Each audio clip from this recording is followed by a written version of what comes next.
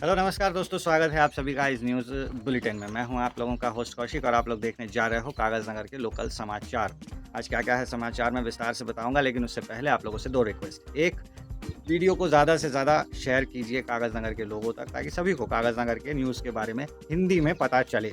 दूसरी चीज़, वीडियो में हाइप का एक बटन है, उसे दबाइएगा ज़रूर और हमें सपोर्ट ज़रूर कीजिएगा। इसमें कुछ भी पैसे वगैरह नहीं लगते, it's a very free process.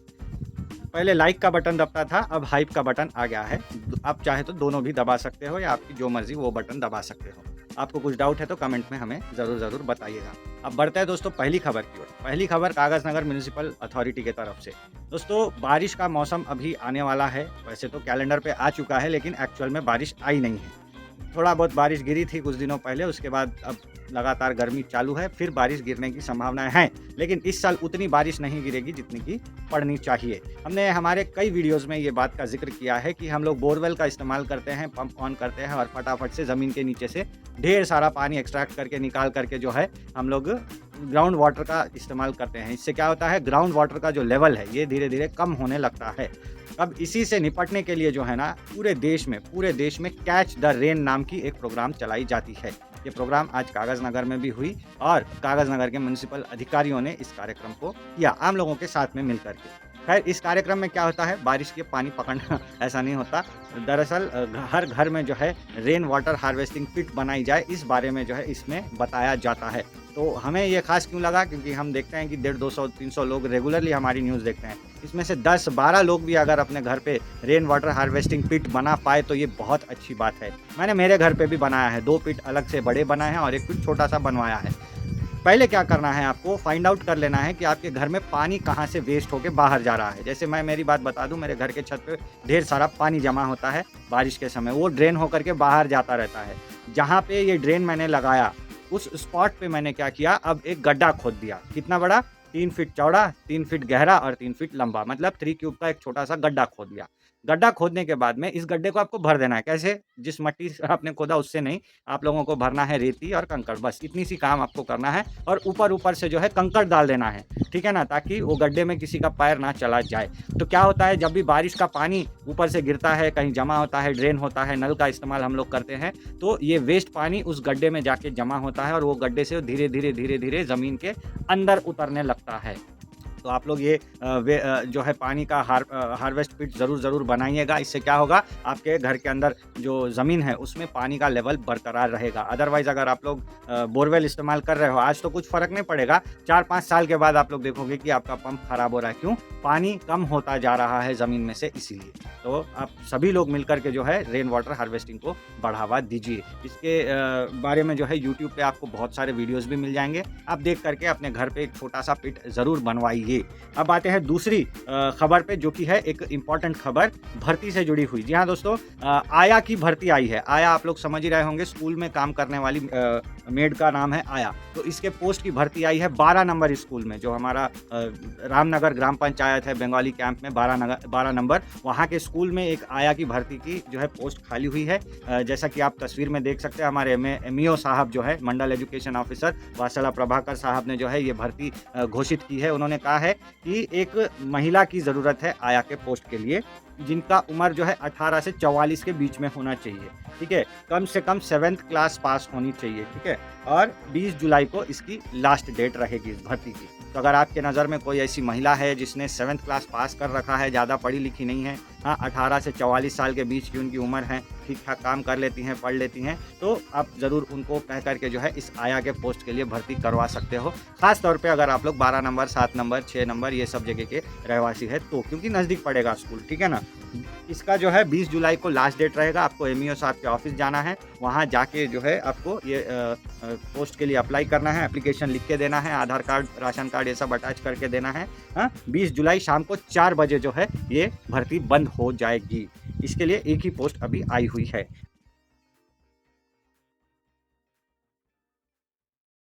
अब बढ़ते हैं दोस्तों तीसरी खबर पे। इस गाँव से ही ये खबर, लेकिन स्कूल से नहीं बल्कि अस्पताल से। आज अचानक एकाएक दोपहर में हमारी जो कलेक्टर साहिबा हैं हरिता जी, वो आज इस गाँव के सर गई। वहाँ पे उन्होंने पहुँच कर के औचक निरीक्षण किया। अब औचक निरीक्षण क्या होता है? सबसे पहली चीज़ तो औचक निरीक्षण बगैर बताए किया जाता है। मतलब कोई प्लान नहीं किया जाता कि आज किधर जाना है। तो आज कलेक्टर साहिबा ने कोई प्लान नहीं किया। अचानक से वो इस हॉस्पिटल में पहुँच गई। पहुँचने के बाद में उन्होंने वहाँ पे सारी चीज़ें इंस्पेक्शन की। उन्होंने रजिस्टर चेक किया, कितने लोग हाज़िरी लगाए हैं, रेगुलर हाज़िरी लगा रहे हैं कि नहीं लगा रहे। जिनका नाम हाज़िरी में लगा हुआ है, उन लोगों को बुलाया जाता है, उनसे मिला जाता है। आए कि प्रॉक्सी मार के चले गए, सब कुछ चेक किया जाता है। फिर हॉस्पिटल है, तो हॉस्पिटल में बेडों का जो है हालत, करंट वगैरह, पानी की व्यवस्था और साथ ही साथ दवाइयों की फैसिलिटी, ये सारी चीज़ें एक-एक करके चेक की जाती है। तो ये सारी चीज़ें आज चेक की गई थी इस गाँव के सरकारी हॉस्पिटल में।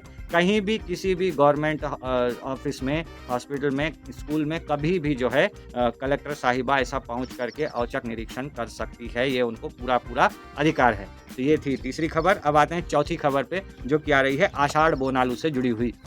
जी हाँ दोस्तों, महीना ख़त्म हो गया है। हिंदू कैलेंडर के हिसाब से एक नया महीना शुरू हुआ है, आषाढ़ का महीना। तो आषाढ़ के महीने में जो है बोनालू मनाया जाता है हर संडे के दिन।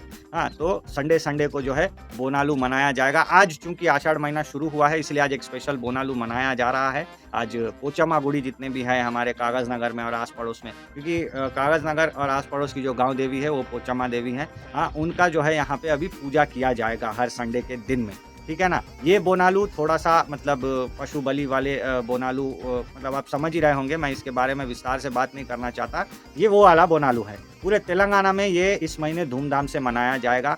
सबसे बड़ा बोनालू का जो उत्सव है, ये वाला आषाढ़ बोनालू, ये सिकंदराबाद के महाकाली टेम्पल में मनाया जाता है पूरे तेलंगाना में। इसमें हज़ारों लाखों पब्लिक आती है, बड़े-बड़े सेलिब्रिटीज़ आते हैं अपने घर से खाना बना करके, भोजनालू मतलब जिसे कि यहाँ के लैंग्वेज में, स्लैंग में बोनालू कहा जा रहा है। तो खाना-वाना बना करके हर अपने घरों से लाते हैं, सर पे हांडी में लेकर के काली माता को, पोचम्मा माता को, मतलब जो भी गाँव देवी है वहाँ की, उनको जो है इस कार्यक्रम में जो है भोजनालू का जो यहाँ पे वो चढ़ाया जाता है। ठीक है ना?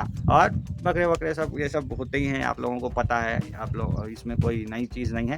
ख़ैर, इस कार्यक्रम को आज शुरू किया हमारे पोचम्मा मंदिर में, कागज़ नगर का जो बड़ा पोचम्मा मंदिर है बड़ी मार्केट में, वहाँ पे जो है आज ये कार्यक्रम शुरू हुआ। और शुरू करने के लिए कोनेरू कोनप्पा साहब, जो कि हमारे माजी एमएलए हैं, वो अपनी पत्नी रमा देवी जी के साथ में आए थे। इसके साथ-साथ में हमारे कागज़ नगर की जो वाइस म्युनिसिपल चेयरमैन हैं, डॉक्टर अनीता जी, वो अपने हस्बैंड डॉक्टर श्रीनिवास साहब के साथ में पहुँची थी। इन दोनों ने यहाँ पे पूजा पाठ की, दोनों जोड़ों ने, और ये कार्यक्रम इस महीने का शुरू हो गया। अब संडे को जो है यहाँ पे पब्लिक बोनालू लेकर के आती रहेगी, कार्यक्रम चलता रहेगा।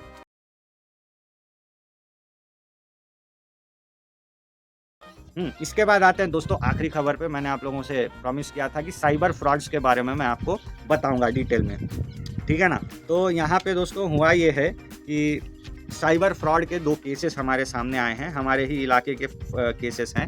एक तो है यहाँ पे एक, आप लोगों को बता दूँ कि एक लड़की का केस आया है। ये लड़की जो है व्हाट्सएप, फेसबुक बहुत चलाती है। तो अचानक से क्या हुआ, इंस्टाग्राम ये जब चला रही थी तो एक जॉब का एप्लीकेशन इसको दिखा। मैं आपको स्क्रीन पे दिखा देता हूँ। ये जॉब का एप्लीकेशन इसको दिखा। इस एप्लीकेशन में जो है लिखा हुआ था कि आप मतलब 1 घंटा काम करो तो 1000 रुपये कमाओ, 2 घंटा काम करो 10,000 कमाओ, ऐसे वाले बहुत सारी इसमें चीज़ें लिखी हुई थी। तो लड़की को ये चीज़ बहुत एक्साइटिंग लगी। उसने क्या किया, इसमें जॉब के लिए अप्लाई किया। जैसे ही उसने अप्लाई किया तो उससे 100 रुपये तो पहले रजिस्ट्रेशन के काट लिए गए। उसने यूपीआई से 100 रुपये पेमेंट कर दिया। उसके बाद में उसके सामने क्वेश्चनएयर का फॉर्म सामने आया। तो उस क्वेश्चनएयर फॉर्म में करीब 13 या 16 क्वेश्चंस थे, जिसके आंसर उस लड़की ने दिए। वो सोची कि इंटरव्यू टाइप का चल रहा है, तो उसने दे दिए जवाब। अब जब ये प्रोसेस चल ही रहा था, इतने में क्या हुआ, उसके अकाउंट में जो पैसे बचे हुए थे करीब 1.5 लाख रुपए, सब गायब। जी हाँ दोस्तों, ऐसे करके उसके साथ फ्रॉड हो गया। तो ऐसे आप भी जो है अचानक से ऑनलाइन कहीं पर भी देख के क्लिक करके जॉब के लिए अप्लाई मत कीजिए। आप कॉल कीजिए, आप हो सके तो ऑफिस में जा करके इस बारे में पूछ पड़ताल कीजिए। किसी ट्रस्टेड सोर्स से अगर आपको न्यूज़ मिल रही है, जैसे हम बता रहे हैं, न्यूज़पेपर में आपको दिख रहा है जॉब के बारे में, तो ये ट्रस्टेड सोर्स से ही जो है आप जॉब के लिए अप्लाई कीजिए। ठीक है ना? ऐसे कहीं पे भी क्लिक करके हाँ, अचानक से जॉब के लिए अप्लाई मत कर दीजिए। ये हो गई पहली केस। दूसरी केस आपको बता दूँ, हमारी टीम आदिलाबाद गई हुई थी। आदिलाबाद में एक छोटा-सा गाँव आता है कुबीर नाम का। कुबीर एक मंडल हेडक्वार्टर है, वहाँ की तहसीलदार से हम बात कर रहे थे, श्रीदेवी जी से। तो उन्होंने कहा कि आजकल जो है ना एसआईआर के नाम पे बहुत फ्रॉड चल रहा है। कैसे? कुछ लोग फ़ोन करेंगे आपको, फ़ोन करके बोलेंगे कि हम आपका बीएलओ बात कर रहे हैं या फिर हम इलेक्शन कमीशन तेलंगाना से बात कर रहे हैं और आपसे जो है ये डिटेल्स माँगने लगेंगे, ठीक है ना? आपका फ़ोन कौन-सा है, फ़ोन नंबर क्या है, आपका यूपीआई क्या है, आपकी ईमेल क्या है, आपकी जीमेल क्या है, ये सारी चीज़ें फ़ोन करके ये लोग आपसे पूछेंगे और ऐसे ही करके जो है आपसे डिटेल्स लेकर के आपके अकाउंट में से पैसे उड़ा देंगे। तो ऐसे करके आप लोग जो है अचानक से किसी को भी अपना बीएलओ अगर आपको फ़ोन कर रहे हैं तो आप अचानक से उनके मतलब सारे डिटेल्स मत शेयर करिए। कोई बीएलओ आपसे कोई भी डिटेल नहीं पूछेगा, जो भी है आपको फॉर्म दे करके जाएँगे और फॉर्म में आपको डिटेल सब कुछ भरना है।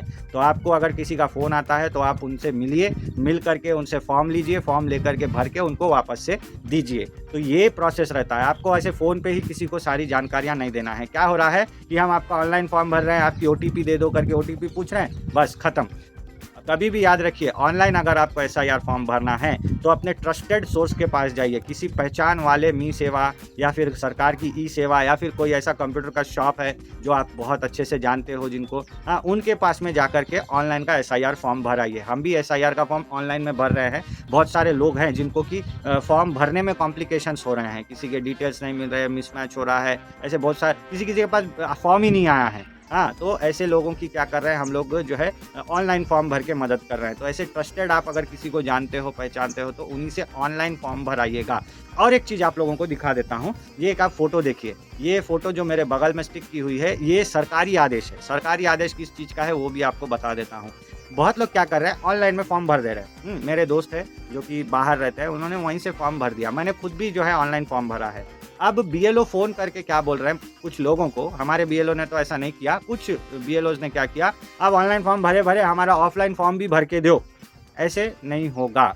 तो सरकारी आदेश में क्या लिखा है कि कई सारे बीएलओज़ ऐसी धमकी दे रहे हैं कि आपने ऑनलाइन भरा है, परवाह नहीं, हमारा ऑफलाइन फॉर्म भी भरो, अदरवाइज़ आपका नाम जो है वोटर लिस्ट से कट जाएगा। ऐसा कुछ भी नहीं होने वाला। जिसने ऑनलाइन फॉर्म भरा है उनका नाम वोटर लिस्ट में रहेगा, कटेगा नहीं। पूरे डिटेल्स जो है उसमें अच्छे से सेव होके रहेंगे। हाँ, आप चाहे तो एक काम कर सकते हो, अपने बीएलओ को वो एक्नॉलेजमेंट की कॉपी दे सकते हो जो कि फॉर्म भरने के बाद में शो होता है। जैसे मैंने फॉर्म भरा, फॉर्म कंप्लीट भर दिया, भरने के बाद में एक एक्नॉलेजमेंट आया, ठीक है ना? एक्नॉलेजमेंट को मैंने डाउनलोड किया, उसको प्रिंट आउट निकाल के मैंने मेरे बीएलओ साहब को दे दिया, काम हो गया। तो आप ऐसा कर सकते हो, बीएलओ साहब को आप अपना एक्नॉलेजमेंट दे सकते हो। लेकिन ऑनलाइन में भरा हुआ फॉर्म चाहे वो तो भी दे सकते हो, लेकिन ऑनलाइन आपने फॉर्म भरा, हमारा ऑफलाइन फॉर्म भी भरो, नहीं भरोगे, सबमिट नहीं करोगे तो फिर आपका नाम काट देंगे, ऐसी बात गलत है। तो इस ऑर्डर में वही लिखा हुआ है कि सारे जितने भी डीओज़ है और कलेक्टर्स है, उनको ये सरकारी आदेश दिया गया है कि आप अपने बीएलओज़ को ट्रेनिंग दो कि ऑनलाइन जिन्होंने फॉर्म भरा है उनका क्या करना है, उनसे ज़बरदस्ती फॉर्म मांगने का नहीं, ठीक है ना? आपके पास बीएलओ का फॉर्म आ गया, आपने ऑनलाइन भर दिया तो आप वो फॉर्म अपने पास ही रख लो, कोई देने लेने की ज़रूरत नहीं है, ठीक है? आपने ऑनलाइन भर दिया, जस्ट एक्नॉलेजमेंट उनको दे दो, मगर फॉर्म भर के देने का नहीं। तो ये सारी चीज़ें थी दोस्तों आज के 15 मिनट के इस वीडियो में। उम्मीद है आप लोगों को अच्छी लगी होंगी। अगर वीडियो पसंद आई है तो लाइक और हाइप ज़रूर कीजिएगा, कमेंट करके अपनी राय हमें बताइए, शेयर कीजिएगा वीडियो को, जैसे कि हमने ऑलरेडी आपको पहले ही बताया है। मिलेंगे अगली कड़ी में, तब तक अपना ध्यान रखिए। नमस्कार।